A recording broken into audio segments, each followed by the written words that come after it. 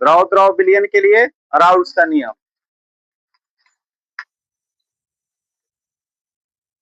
देखो, राउल्ट ने द्रव द्रव विलयन का मतलब क्या होता है? देखो, द्रव द्रव विलयन का मतलब ये होता है कि जो आपका विलेय पदार्थ होगा वो भी होगा द्रव अवस्था में, और विलायक जो होगा वो भी होगा द्रव अवस्था में। ठीक है, विलेय भी होगा द्रव और विलायक भी द्रव होगा, तो बनने वाला जो विलयन होगा उसे हम क्या कहेंगे? द्रव द्रव विलयन कहेंगे। क्या कहेंगे? द्रव द्रव विलयन कहेंगे। इस द्रव द्रव विलयन के लिए राउल्स ने अपना नियम दिया था कि किसी निश्चित ताप पर किसी द्रव द्रव विलयन में उपस्थित किसी घटक का वाष्प दाब उस घटक के मूल प्रभाज्य के समानुपाती होता है। ध्यान से समझे, द्रव द्रव विलयन के लिए राउल्स ने जो अपना नियम दिया, उस नियम में यह बताया कि यदि कोई द्रव द्रव विलयन है तो इस द्रव द्रव विलयन में किसी घटक विलेय या विलायक का यदि आप वाष्प दाब ज्ञात करना चाहते हो तो यह वाष्प दाब जो होगा उसके मूल प्रभाज्य के कैसा होगा? समानुपाती होगा। मूल प्रभाज्य के समानुपाती होगा। क्लियर है रूल? कि किसी निश्चित ताप पर किसी द्रव द्रव विलयन में उपस्थित किसी घटक का वाष्प दाब उसके मूल प्रभाज्य के क्या होता है? समानुपाती होता है। कि किसी निश्चित ताप पर किसी द्रव द्रव विलयन किसी द्रव द्रव विलयन में उपस्थित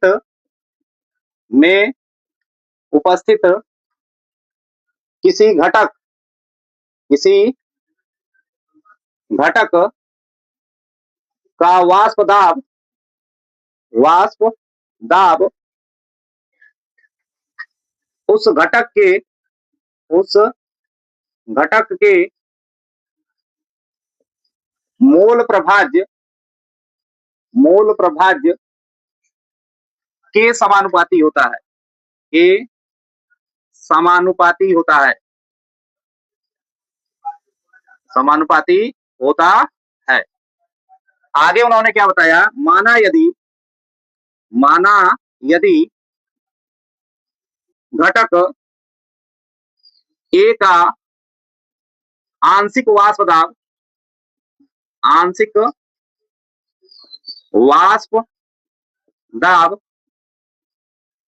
पी हो, घटक बी का आंशिक वाष्प दाब पी हो, घटक ए का मूल प्रभाज्य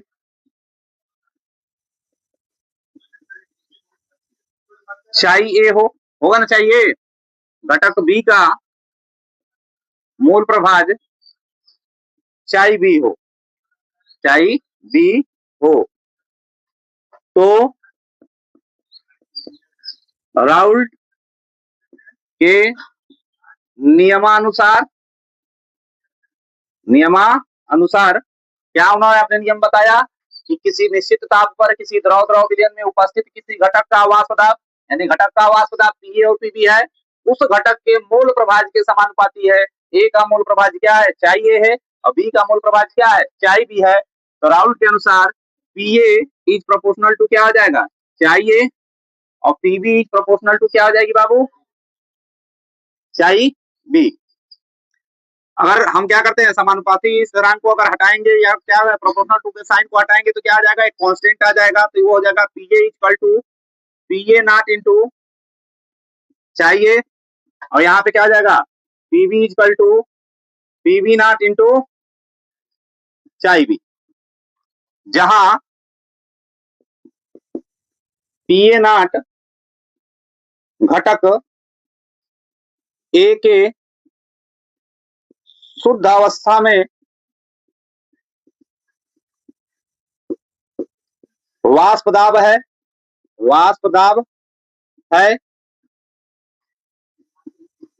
पीबी नॉट घटक बी के शुद्ध अवस्था में वाष्प दाब है, वाष्प दाब है। जो हम लोग कांस्टेंट यहाँ पीए नॉट और पीवी नॉट यूज कर रहे हैं वह घटक ए का शुद्ध अवस्था में वाष्प दाब है, अब पीवी नॉट जो होता है घटक बी की शुद्ध अवस्था में क्या है, वाष्प दाब है। ठीक है, यदि आपको क्या निकालना हो, यदि विलयन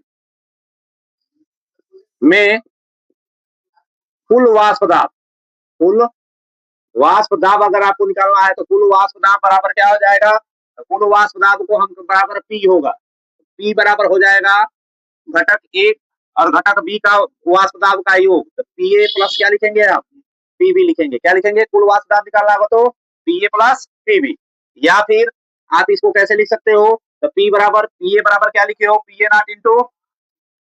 नॉट इंटू चाहिए प्लस में क्या आ जाएगा, पीबी बराबर पीबी नॉट इंटू चाहिए। तो यह आपका राउल्स का नियम था। क्या नाम क्या था, क्या बताया राउल्स ने कि यदि हम कोई द्रव विलयन लेते हैं तो उसमें उपस्थित किसी घटक का वाष्प दाब उस घटक के क्या होता है, मूल प्रभाज्य के समानुपाती होता है। यदि घटक ए का आंशिक वाष्प दाब पीए मानते हैं तो घटक बी का आंशिक वाष्प दाब क्या हो जाएगा, पीबी होगा। और घटक ए का मूल प्रभाज्य हमारा चाहिए होगा तो बी का क्या होगा, मूल प्रभाज्य चाय भी होगा। और पीए जो होता है चाहिए के समानुपाती होता है, पीबी जो होता है वो क्या होता है, चाय भी के समानुपाती होता है। अर्थात पीए इज प्रोपोर्शनल टू क्या हो जाएगा, चाहिए, और पीबी इज प्रोपोर्शनल टू चाय भी। प्रोपोर्शनल टू हटाने के लिए साइन लगाएंगे तो पीए बराबर हो जाएगा पीए नॉट इंटू चाहिए, और पीबी बराबर हो जाएगा पीबी नॉट इंटू चाय भी। पीए नॉट और पीबी नॉट क्या है कि घटक ए और घटक बी के शुद्ध अवस्था का वाष्प दाब है। यदि हम विलयन में कुल वाष्प दाब को पी मान लेते हैं तो पी बराबर क्या हो जाएगा, पीए प्लस पीबी। कुल वाष्प दाब निकालने के लिए विलय का वाष्प दाब धन विलायक का वाष्प दाब, तो क्या हो जाएगा, पीए प्लस पीबी। क्योंकि अगर दूसरे रूप में लिख सकते हैं तो पीए बराबर क्या होता है, पीए नॉट इंटू चाहिए, और पीबी बराबर क्या होता है, पीबी नॉट इंटू चाहिए। इस नियम को हम क्या कहते हैं, राउल्स का नियम कहते हैं। किसके लिए, द्रव विलयन के लिए। इसके बाद से आपको एक ग्राफ बनाकर परीक्षा में आना होगा, ध्यान देंगे ग्राफ।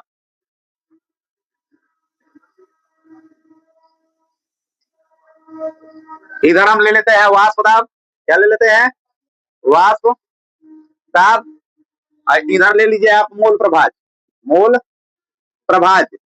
ग्राफ को सही से समझिएगा। देखें, यदि विलयन में केवल एक घटक ए के ही मोलों की संख्या हो, मान लीजिए कि जब घटक ए की मोलों की संख्या अगर होगी तो घटक बी के मोलों की संख्या उस समय क्या होगी, 0 होगी। जब विलयन में केवल घटक ए के मोलों की संख्या होगी उस समय इनका वाष्प दाब अपने केस कहाँ होगा, सबसे उच्चतम पे होगा, सबसे अधिकतम पे होगा। कहाँ होगा, सबसे अधिकतम पे होगा, क्योंकि उस समय घटक बी के मोलों की संख्या क्या है, 0 है। केवल घटक ए की मोलों की संख्या क्या है, पाई जा रही है विलयन में, इसलिए इनका वाष्प दाब उस समय जो होगा वो सबसे अधिकतम पे होगा, सबसे अधिकतम पे होगा। लेकिन समय के साथ यदि क्या होता है, इनके मोलों की संख्या क्या हो जाती है, अगर घटक बी के मोलों की संख्या बढ़ती है तो उस समय क्या होगा, घटक ए की मोलों की संख्या क्या हो जाएगी, 0 हो जाएगी। क्या हो जाएगी, घटक ए की मोलों की संख्या 0 हो जाएगी। चाहे इसको ऐसे कर लो। अगर उस समय क्या हो रहा है, कुछ समय बाद यदि चाई ए की वैल्यू 0 हो जाए और चाई बी की वैल्यू क्या हो जाए, 1 हो जाए, अर्थात विलयन में उस समय घटक ए की मोलों की संख्या 0 हो जाएगी, घटक बी की मोलों की संख्या 1 हो जाएगी। यानी उस समय केवल विलयन में घटक बी के मोलों की संख्या पाई जाएगी। तो शुरुआत में जब इस घटक बी के मोलों की संख्या 0 थी तो उस समय इसका वाष्प दाब भी क्या होगा, 0 होगा। लेकिन जैसे जैसे क्या होगा, समय के साथ इसकी मोलों की संख्या बढ़ेगी और इसकी मोलों की संख्या घटेगी। तो जब घटेगी तो घटते घटते इनकी मोलों की संख्या क्या हो जाएगी, 0 होगी, तो इनका वाष्प दाब क्या हो जाएगा, 0 हो जाएगा। जैसे केवल विलयन में यदि मोलों की संख्या एक ही पाई जा रही थी तो उस समय इनका वाष्प दाब कहाँ था, सबसे ऊपर था। इस समय बी के क्या होता, मोलों की संख्या 0 थी तो उनका वाष्प दाब क्या था, 0 था। लेकिन समय के साथ जब इनकी मोलों की संख्या घट जाएगी, इनकी मोलों की संख्या बढ़ेगी, तो जब बढ़ेगी तो बी के वाष्प दाब कहाँ चली जाएगी, अधिकतम पे चली जाएगी। और क्या होगा, ए की वाष्प दाब क्या हो जाएगी, घट जाएगी। तो इन्हीं के बीच के रिलेशन को अगर आप क्या करेंगे, डॉटेड लाइन से दर्शा देंगे तो आपको पता चलेगा कि समय के साथ ए के वाष्प दाब में कमी आती है तो बी के वाष्प दाब में क्या होती है, वृद्धि होती है। क्या होती है, वृद्धि होती है। ठीक है, और ये किसका था, बी का था, तो इसे लिखेंगे PB equal to PB nought into chi B, और ये वाला था तो पीए इक्वल टू क्या आ जाएगा, पीए नॉट इंटू चाहिए। और यहां से देखो, यहां से लेकर और यहां तक का ये कुल वाष्प दाब पी होगा, जिसे हम पीए प्लस पीबी के रूप में निरूपित करेंगे। यह ग्राफ यदि आप केवल परीक्षा में बना दोगे तो आप इसमें क्या लिखो एग्जामिनर नहीं देखेगा, इस ग्राफ से ही आपको नंबर देकर चला जाएगा। फिर ग्राफ को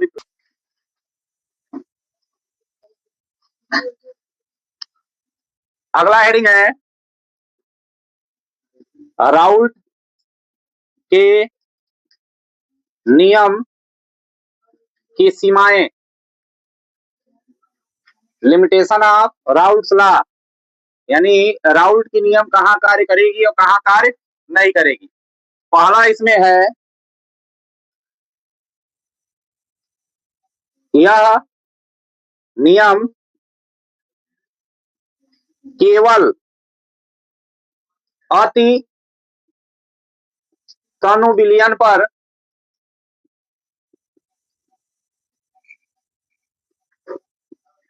कार्य करता है। दूसरा एनटीपी पर दोनों घटक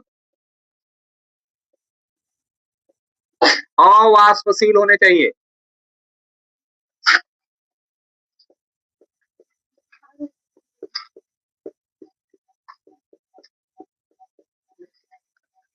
और तीसरा है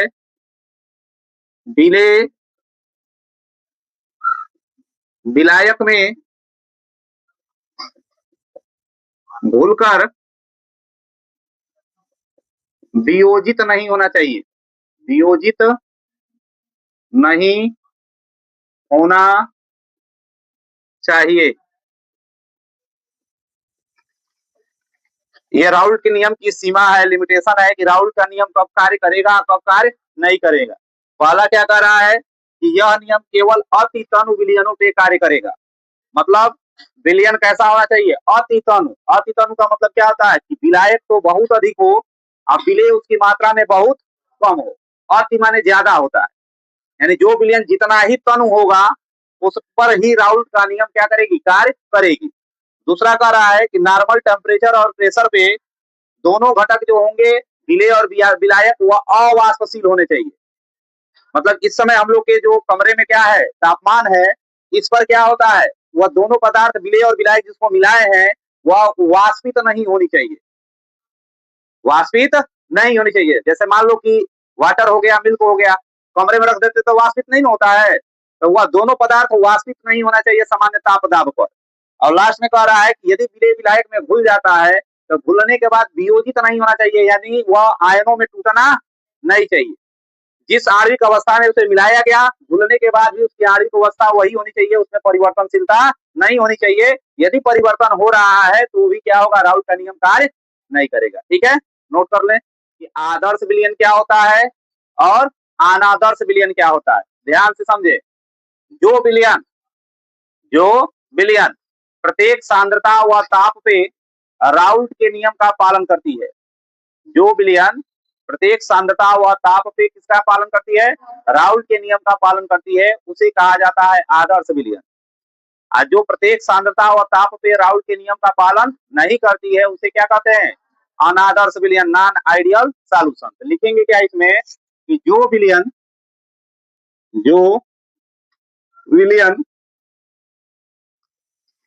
प्रत्येक सांद्रता व ताप पर राउल्ट के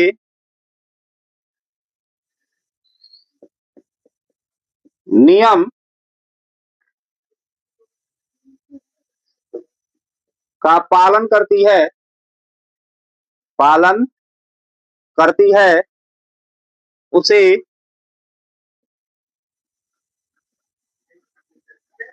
आदर्श विलयन कहते हैं, आदर्श विलयन कहते हैं। जैसे प्लस टालविन, बेंजीन का plus toluene comma benzene plus toluene comma n hexane या n heptane plus n hexane comma ethyl bromide plus ethyl iodide ETC। Benzene का सूत्र लिखेंगे C6H6, टाल्विन का होता है C6H5CH3, n हेप्टेन का सूत्र होगा आपका मैंने 7C7N 714H16 प्लस C6H14, ये हो जाएगा C2H5Br प्लस हो जाएगा C2H5I। इन तीनों का जो मिश्रण होता है, यह मिश्रण जो होते हैं ये क्या होते हैं, आइडियल सॉल्यूशन बनाते हैं। क्या बनाते हैं? Ideal solution. बेंजीन और टाल्विन को मिक्स कर देंगे तो वह एक आदर्श विलयन होगा, क्योंकि यह प्रत्येक सांद्रता और प्रत्येक ताप पर किसका पालन करेगा? राउल्ट के नियम का पालन करेगा। अगर आप n हेक्सेन और n हेप्टेन को मिला देते हैं तो ये भी आपके क्या करेंगे? राउल्ट के नियम का पालन करेंगे, अर्थात ये भी आइडियल सॉल्यूशन होंगे। और जो आपका क्या एथिल ब्रोमाइड और एथिल आयोडाइड होता है, इसका मिश्रण भी आइडियल सॉल्यूशन होगा, क्योंकि यह राउल्ट के नियमों को प्रत्येक दशा में क्या करते हैं? पालन करती हैं। लेकिन आगे लिखेंगे, लेकिन जो विलयन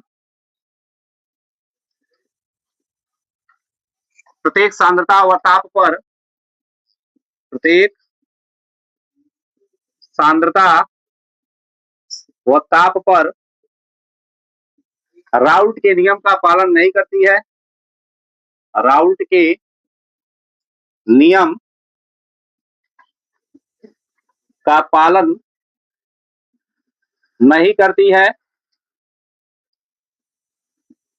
उसे अनादर्श विलयन कहते हैं। अनादर्श विलयन कहते हैं। HNO3 प्लस H2O का मिश्रण और था C2H5OH प्लस H2O का मिश्रण ETC। ठीक है, इसको क्या पढ़ते हो? Nitric acid. क्या पढ़ते हो? नाइट्रिक एसिड और जल का मिश्रण। और ये आपका होता है एथिल अल्कोहल और जल का मिश्रण। ये जो होते हैं ये राउल्ट के नियमों का पालन नहीं करते हैं, इसलिए हम इसे क्या कहते हैं? अनादर्श विलयन कहते हैं। नोट करिए।